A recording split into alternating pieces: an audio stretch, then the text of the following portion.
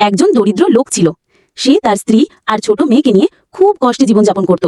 তাদের ঘরে প্রায়ই খাবার থাকতো না। স্ত্রী আর মেয়ের চোখে ক্ষুধার কষ্ট দেখে লোকটির বুক ভেঙে যেত। সে দিন রাত চেষ্টা করত রোজগারের জন্য, কিন্তু কোনো লাভ হতো না। অবশেষে একদিন ক্লান্ত আর হতাশ হয়ে লোকটি জঙ্গলে গিয়ে বসে পড়ল।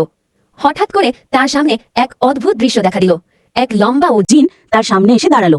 জিনটি দয়ালু স্বরে বলল, তুমি অনেক কষ্ট করেছো, এই নাও, আমি তোমাকে একটি জাদুর ঝুড়ি দিচ্ছি। এই ঝুড়ি থেকে তুমি যখন যা চাইবে তাই বের হবে, খাবার, ফলমূল কিংবা পানীয়। দরিদ্র লোকটি আনন্দে ঝুড়ি নিয়ে বাড়ি ফিরল। এরপর থেকে তার পরিবার ক্ষুধার কষ্টে ভুগতে হলো না। প্রতিদিন তারা পেট ভরে সুস্বাদু খাবার খেতে লাগলো। এই খবর গ্রামে ছড়িয়ে পড়ল। গ্রাম প্রধান খুব হিংসা করলো। সে বলল, আমরা জমিদার, বড় লোকরা ভালো খাবার খাবো, ওরকম ছোট লোক কেন রাজাদের মতো ভোজ করবে? প্রধান কিছু গুন্ডা পাঠালো লোকটির বাড়ি থেকে ঝুড়ি ছিনিয়ে আনতে। তারা ঝুড়ি নিয়ে গেলে প্রধান তা দিয়ে খাবার নাচে সোনারোকা চাইতে লাগলো। কিন্তু ঝুড়ি কেবল খাবারই দেয়। প্রধানের লোভে ঝুড়ি থেকে বজ্রপাতের মতো আগুন বেরিয়ে এলো। সঙ্গে সঙ্গে প্রধান সেখানে পুড়ে মারা গেল।